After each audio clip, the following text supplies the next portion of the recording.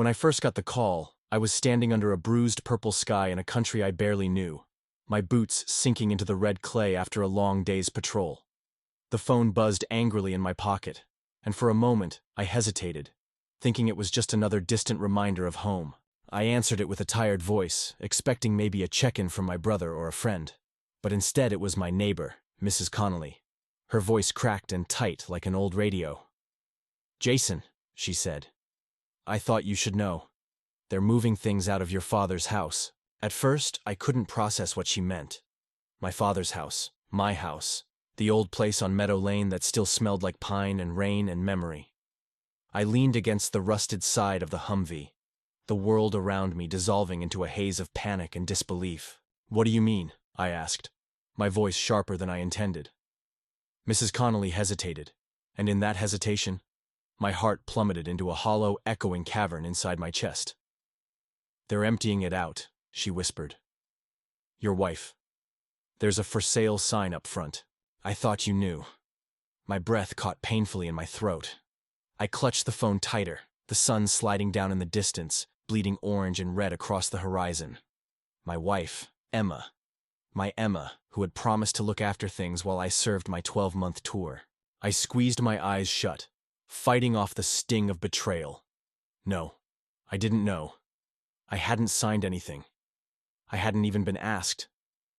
The thought of my childhood home, my last connection to my late parents, being pawed through by strangers, made something inside me wither. I barely slept that night, haunted by images of moving trucks and strangers' hands rifling through the life I had left behind. Every creak of the cot, every distant boom in the dark, pressed against my ribs like a growing weight I couldn't lift. I wrote Emma an email, sharp, furious words that seemed hollow and helpless the moment I hit send. I asked her how she could do this without me. I asked her why. The answer came 2 days later, clinical and cold. "It was too much work to maintain, Jason. We needed the money. You're never even there anymore. I did what was best for us." Us.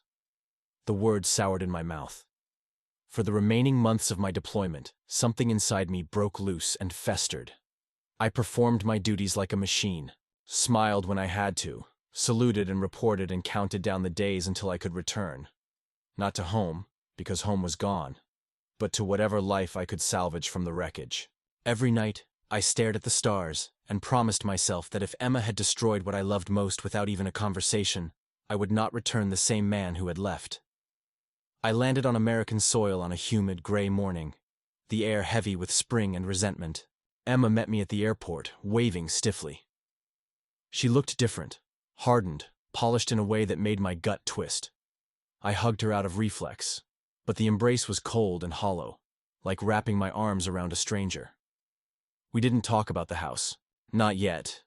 We pretended for a few days, dancing around the crater in the middle of our marriage. But the house was gone. Sold to some young couple with wide eyes and renovation dreams. They had gutted the place, Mrs. Connolly told me. Ripped out, the old wood paneling my dad installed himself. Thrown away the porch swing my mom loved. Every memory, every echo of laughter and anger and love that had filled those walls, erased in a few weeks. The night I finally confronted Emma, the rain hammered against the windows, and the whole house smelled like wet earth. She sat curled on the couch, her phone glowing in her hands. I stood over her, the divorce papers heavy in the inside pocket of my jacket, an invisible weight pulling my spine downward. "Why didn't you wait?" I asked, my voice low, almost drowned out by the storm. She didn't look up. "You're never here," she said simply, as if that explained everything, as if years of shared dreams could be swept away with a shrug. "It was just a house, Jason. Just a house." The words hit me harder than any explosion I had survived overseas. I stared at her, this woman I had once thought I would grow old with, and realized with a sickening clarity that she didn't understand me at all. Not who I was, not what mattered. I walked out into the storm, letting the rain soak through my clothes, clinging to the cool metal of my keys. In the garage sat her dream car, a sleek, silver Audi she had begged for, cried for, insisted we take a loan out for even though I worried about money. I thought of all the sacrifices I had made, the months I had spent eating ration packs, The endless nights alone, just to give her a life she wanted. The engine roared to life under my furious grip. I backed out of the driveway, the tires skidding on the slick pavement. I drove into the night, away from the wreckage of what we had built together, toward a plan that had taken root in my mind like a slow-burning fire. If she could sell my memories without a second thought, then she could watch her dreams vanish too. I parked the Audi under the buzzing fluorescent lights of a dealership 2 towns over, the lot stretching out like a graveyard of forgotten promises. The salesman approached with a hungry smile, clipboard in hand, the rain dripping off his cheap, plastic poncho. I told him I wanted to sell, fast, no haggling, no second thoughts. He walked slow circles around the car, making small noises of approval, running his fingers along the flawless paintwork and the supple leather seats that Emma had insisted on. In less than an hour, it was done. A signature, a handshake, and the Audi, Emma's dream car, the shining trophy of her perfect suburban life, was no longer ours. I walked away with a check in my pocket and a grim satisfaction burning low in my gut. It wasn't enough to heal what she had done. Nothing could put the boards and bricks of my father's house back together again. But it was something. It was a line drawn in the sand. A message she would understand all too well. When I came back, home, she was in the kitchen, sipping wine in her silk robe, the glow of her phone reflecting in her eyes. I tossed the empty keyring onto the marble counter. It clattered and spun, the sound loud in the stillness between us. She looked up, frowning in confusion at first, and then, slowly, her face drained of color. "Where's the car, Jason?" she asked, her voice tight. "Gone," I said simply, my wet jacket dripping onto the floor. I didn't elaborate. I didn't need to. I watched the realization bloom on her face, a slow, twisting flower of horror and rage. "You sold it?" she hissed, setting the wine glass, down so hard it sloshed over the rim. I shrugged, the smallest, cruelest smile tugging at the corner of my mouth. It was too much work to maintain. We needed the money. You're never even here anymore. Her mouth opened and closed like a fish gasping for air, but no sound came out. For a moment, we just stared at each other, 2 strangers standing on the crumbling remains of a life we had promised would last forever. It was in that silence, that awful, echoing silence, that I knew there was no going back. Emma slammed her hands onto the counter, her wedding ring flashing under the overhead lights. "How could you do this?" she shouted, her voice breaking at the edges. "You know how much that car meant to me." I stepped closer, my boots squeaking against the wet tile. "And you knew how much that house meant to me," I said quietly. My words hung between us like smoke, thick and suffocating. The fight that followed was ugly, raw, a brutal unspooling of years of resentment and loneliness and unspoken hurts. She screamed that I had abandoned her, that I had chosen war over her, that she had waited and finally realized she was waiting for a ghost. I shouted back that she had destroyed the only piece of my family I had left, that she had made choices behind my back and expected me to just swallow them like poison. By the end, we were both shaking, exhausted, emptied out like gutted fish. I pulled the divorce papers from my jacket and set them gently on the counter, next to the still-spinning keyring. Emma stared at them as if they might bite her. "I'll be staying with my brother until this is sorted," I said, my voice as hollow as the house had felt without my parents in it. "The lawyer will be in touch." I didn't wait for her to respond. I walked out the front door into the rain, not looking back. The night swallowed me whole, but for the first time in months, I felt something close to peace. The drive to my brother's place was long and quiet, the highway a silver thread through the dark fields. I rolled the windows down and let the cold air whip through the car, clearing out the lingering ghosts of my anger. Somewhere deep inside, a small voice whispered that this wasn't really justice, that nothing could ever balance the scale of what had been lost. But another voice, louder, steadier, said that sometimes you had to burn the bridge to keep from drowning in the river. By the time I pulled into my brother's driveway, the rain had slowed to a mist, the night yawning wide and endless above me. I sat there for a long time, gripping the steering wheel, feeling the ache of everything I had given up, everything I had been forced to leave behind. Tomorrow, I would begin the next chapter of my life. Alone, maybe. Angry, definitely. but free, finally, from the wreckage of a marriage that had become nothing more than a hollow shell. And somewhere, in the deep marrow of my bones, I knew I would never again let someone take from me the things that truly mattered. The first morning after I left, I woke to the pale light bleeding through the thin curtains of my brother's guest room. The world outside damp and gray. The sheets smelled of detergent and dust, not the familiar warm scent of home, but it didn't matter. Home was a word that had lost all meaning. I lay there for a long time, staring at the cracked ceiling, listening to the muffled sounds of life downstairs, dishes clinking, the low hum of the television, my brother's voice humming, along to a song he barely knew. It was the sound of a life that kept moving forward, whether you wanted it to or not. When I finally dragged myself out of bed, I found my brother, Matt, sitting at the kitchen table, a mug of coffee in his hand, and worry in his eyes. He didn't say much at first. He just pushed a second mug across the table toward me and nodded. A simple gesture that carried more comfort than all the empty words Emma had given me in the past year. I wrapped my hands around the warm ceramic, grateful for the silence, for the understanding that some wounds didn't need immediate stitching. They needed time, space, breath. "You staying long?" Matt asked eventually, his voice casual but careful. I shrugged. "Until I figure things out." He nodded again, took a sip of coffee, and didn't press me. It was more kindness than I deserved, but I clung to it like a raft, in a storm. The days blurred together after that, slow and heavy. I spent hours driving around town, tracing the roads of my childhood like ghost paths. Passing the diner where my parents used to take me for pancakes after Little League games. The movie theater where Emma and I had our first date. The dusty library where I had wasted whole summers hiding from the heat. Every landmark felt smaller, duller, like someone had drained all the color from the world while I was away. I avoided Meadow Lane as long as I could, but the pull was too strong. One afternoon, with the sun low and golden, I turned down the familiar street, my heart hammering against my ribs. The old house stood there, transformed into something unrecognizable. The new owners had painted it a bland, sterile gray, replaced the porch swing with a gleaming modern bench, torn out the oak tree my father had planted when I was born. It looked clean, polished, hollow. It looked like a stranger's house. I sat across the street in my truck, staring, my hands clenched so tightly around the steering wheel that my knuckles turned white.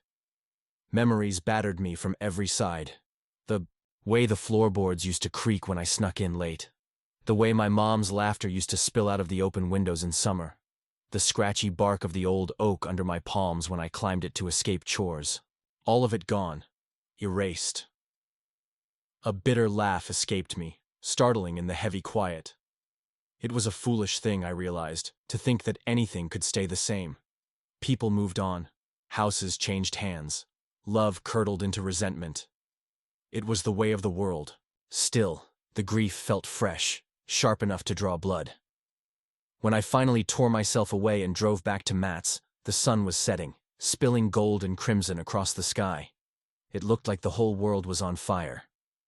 That night, unable to sleep, I sat on the back porch with a bottle of cheap whiskey and the divorce papers.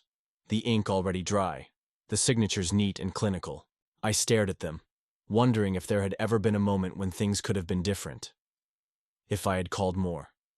If I had come home sooner. If Emma had been stronger. If I had been better. The ifs piled up like stones on my chest, making it hard to breathe. But deep down, I knew the truth. Some things were meant to break. The next morning I called the lawyer. We went through the formalities with mechanical efficiency. There were assets to divide, accounts to close, loose ends to tie up. I let Emma keep the house we had bought together, not out of kindness, but because I wanted no part of it. Let her rattle around in those empty rooms, surrounded by the echoes of everything we had lost. Word got around town faster than I expected. Old friends reached out, some offering sympathy, others carefully skirting the whole messy story. I brushed them off, not ready to explain, not ready to open the wounds wider. What could I even say? That the girl I had once promised the stars to had sold my past for a quick profit? That I had gutted her future in revenge? No one would understand. Maybe not even me. It was Matt who finally pulled me out of the spiral.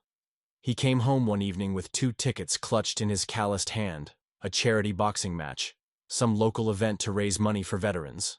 He dropped them in my lap without a word, just a look that said, "Get out of your own head. Go feel something else for a while." I went, grudgingly. I sat in the crowded, noisy gym, the smell of sweat and popcorn thick in the air, and watched 2 kids with more guts than skill beat the hell out of each other for a plastic trophy. It was raw, stupid, and honest. It felt real in a way nothing else had for a long time. When one of the fighters, bloodied but grinning, raised his arms in victory, the crowd roared. And for the first time in months, I felt something other than anger and grief. I felt alive. The next morning, the air was crisp and clean, the sky a vast canvas of pale blue, and for the first time in what felt like years, I felt something like hope stirring faintly in my chest. It wasn't much, just a flicker, but it was enough to make me rise from the bed with a different kind of energy. One not weighed down by anger or loss. I brewed a strong cup of coffee, leaned against the porch railing, and let the steam wrap around my face like a soft veil. Somewhere out there, beyond the wreckage, there was a new life waiting for me, and I was finally ready to start looking for it. The finalization of the divorce came and went with little fanfare. I signed the last set of documents in a sterile office with flickering fluorescent lights, my pen scratching out the final ties to the life I had built with Emma. She wasn't there, of course. She had sent her lawyer in her place, a silent messenger of an already silent goodbye. I didn't feel relief exactly, or victory. I felt emptiness, clean and cold, like a field after a fire.